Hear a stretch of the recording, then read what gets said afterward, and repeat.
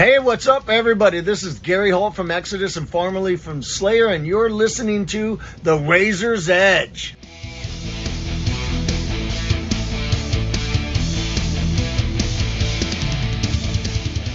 I'm here at Desertfest London. I'm sitting outside the Roundhouse with Chris from Acid Mammoth. We're speaking for The Razor's Edge for a podcast. How are you doing today? Hey dude, how's it going? Really happy to be here. Oh, me too. Thanks for the chat. No, thank you. Thanks for coming out and meeting me.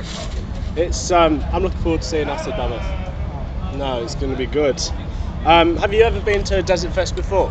Desertfest, yeah, we've played in Desertfest Belgium two times, last year and the year before, 2022 and 2021. That was our introduction to Desertfest as musicians, and it was surreal. So to come here in London and do another one, crazy. I'd love to go to the Berlin one day, but I've not been yet. Yeah, me too. Antwerp's really nice. Yeah, Antwerp's really beautiful nice. city, and even the venue is great. I liked the venue. Yeah. Tricks, that was it. Tricks, Yeah. They really looked after us well. Like, I'm just amazed when I go abroad and there's like food and drinks waiting for us, whereas it's a bit different in the UK. But at Tricks, the food was like gourmet. It really was. It was perfect. No, it was absolutely great there. But hey, we're here to talk about Acid Mammoth. I guess it's about 2 years since Caravan now. Yeah. How was that campaign? Is it what you expected?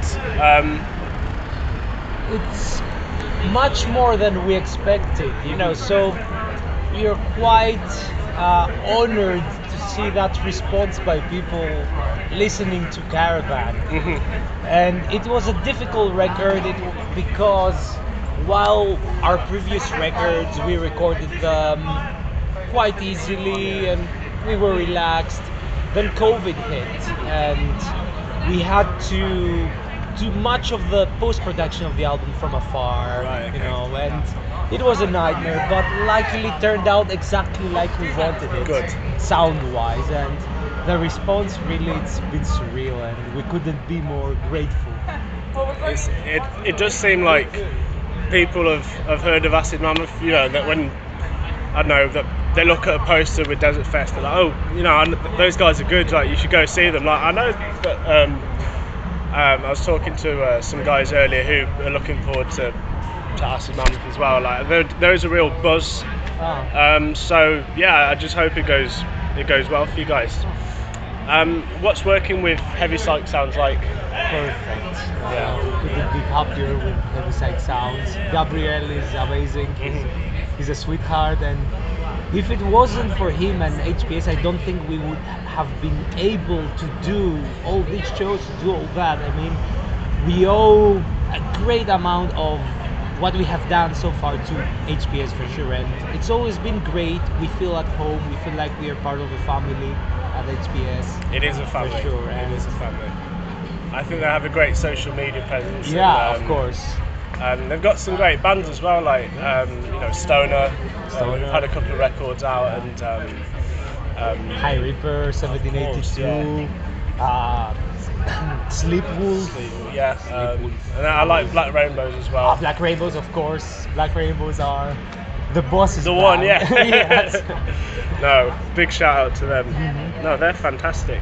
But what's live music like in Greece, where you're from? Is it a good community for bands to get bigger? For sure. I think especially the stoner rock scene. The stoner rock scene in Greece is huge. When I say huge, I mean bands like Night Stalker, like 1000 Mods, like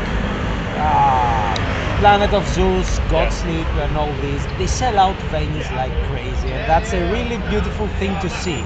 For us, we are on the heavier side of the spectrum. We play doom, fast out, slow doom.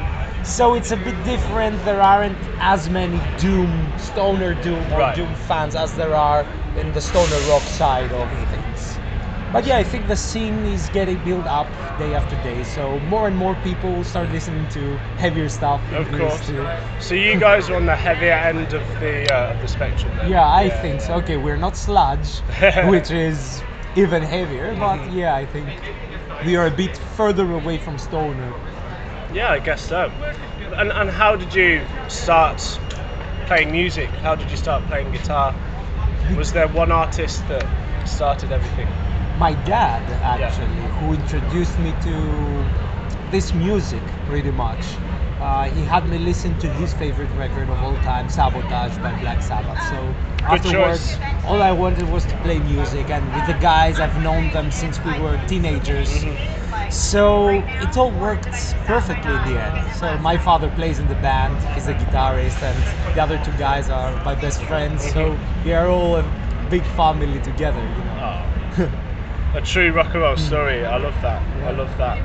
What's next for Acid Mammoth? Are you writing, preparing for a new album? Yeah, we have just finished a few days before Desertfest actually. We finished recordings of the guitars for a new album, our fourth one. And when we get back, we will start with we will continue with the bass, we will continue with the mixing, the vocals, everything. But yeah, we have shows for almost the entirety of May, so we'll be a constant back and forth, do a show, then go back, record, fly again, play a show, come back, record. So fantastic. Yeah.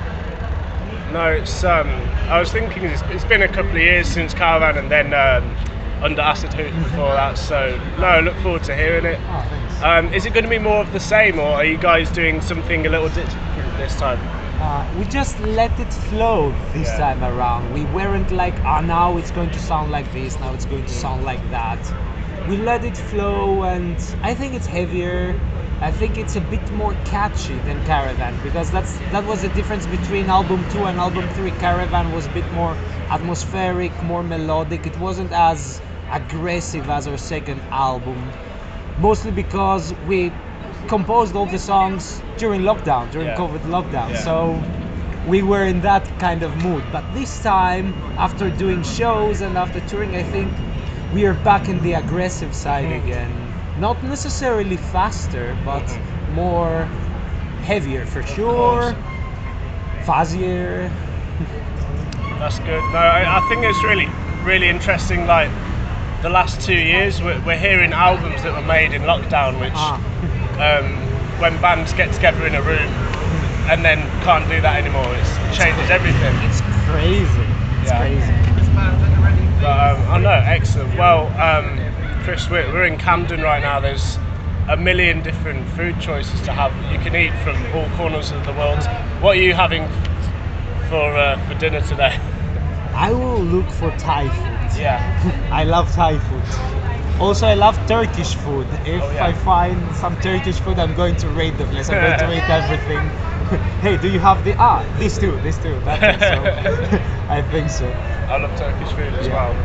No, there's loads in the market, like vinyls and all kinds of places to eat. So I think you'll find the right spot. Yeah.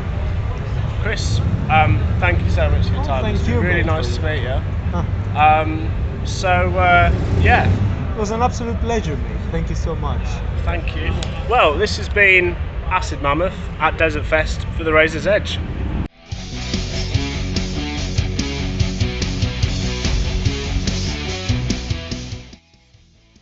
Thanks for listening. Make sure you keep up to date with future episodes by subscribing to our channels.